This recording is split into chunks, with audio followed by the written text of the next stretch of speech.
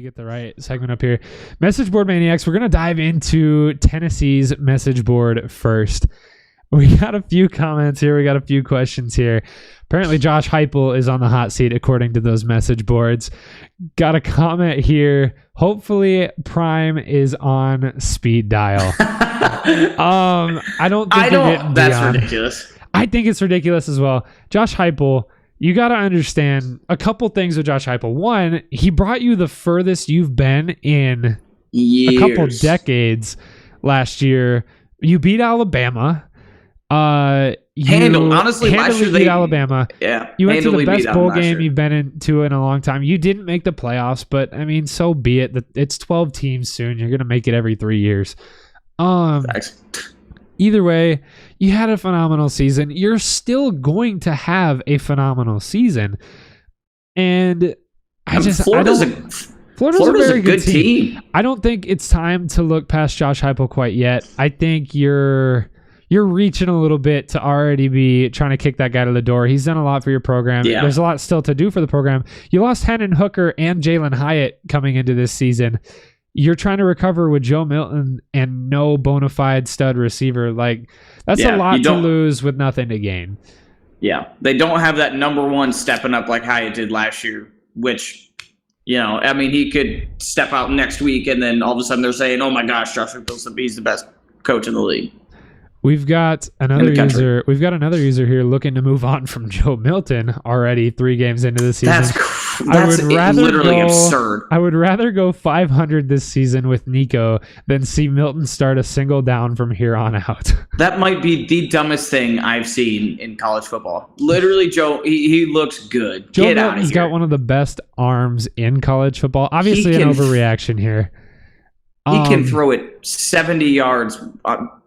Without even setting his feet. I mean, This dude's really good. He wasn't making the best plays on Saturday night, but you're in the swamp. Florida looked really good. That pass rush was on him all night. He made a few bad decisions in that game, but I don't think it's time to move on. That's your first conference game. You got a lot of conference games ahead of you. You're not out of any race yet. That Tennessee team still looked good despite of getting kind of smacked a little bit. I mean, you got a lot of potential. Another comment here, and this guy's a little more optimistic. We've got a comment saying 5-1 by the Alabama game. This guy says 0% chance that happens. I like it. I think they are 5-1 by the Alabama game. They play UTSA, South Carolina, and Texas A&M in the next few weeks. I don't think any of those games are close. I don't think those teams can compete with Tennessee. And if I think Tennessee fans, if they're thinking that they're not winning those 3 games, they need to relax. I agree wholeheartedly. I think 5-1 by Alabama is very attainable. You do go on the road to Tuscaloosa in that game, so you might be 5-2 after that. But Alabama doesn't look great either. Alabama doesn't look great either. Yeah. South Florida just shut them out in the first half of that game. Yeah, you want to talk about let's talk about an overreaction. Let's talk about some Alabama fans saying they need to get rid of Saban. If you said that and you're an Alabama fan, get out of the country because you're silly. I think the biggest thing with Saban right now is I think he's starting to realize with NIL that you can't just have the top players in the country sitting on your bench waiting to play anymore. You can't have that because those guys are going to go make money elsewhere. So I think that's the thing with Saban and NIL, but he's Nick Saban. Yeah. He's going to figure out how to navigate the new landscape. He's a fantastic coach. He's going to figure it out. He's going to come back right back to domination. This isn't the NFL where you have an incredibly balanced league and you have to stick with the same guys for 5 years because their contracts bind them to your team. This is college football. If you want to reload every year, you can reload every year. That's the beautiful thing about the game. Yep. And if you don't believe it, ask Deion Sanders. It's never the same. That's the beautiful thing. Nick Saban's going to figure that out. We got Oklahoma State fans in absolute shambles after getting dominated by Alabama State, I believe is who it was. I don't even remember their name. We got a comment here. Absolutely lifeless team in all aspects. Fire everyone, clean house, pick a quarterback, stop using all 3. Bedlam, which is their rivalry with Oklahoma, will be a televised execution on levels never seen before. A follow-up to that comment. This is the worst OSU team I've ever watched. Absolutely brutal. Follow-up to that. Coming into this game, many fans knew an upset was possible. Didn't know we'd get sent back all the way to 1991, though. Oh, what a beautiful game. You know, with the Tennessee ones, I couldn't disagree with the Oklahoma State ones. I'm on board with it. Yeah. They are on the struggle bus. Oh man, especially coming off of last year. I mean, like you were just saying, everything could change. But last year they looked so good. They had Spencer Saunders, whatever you say his name, Spencer Sanders, and he looked really good.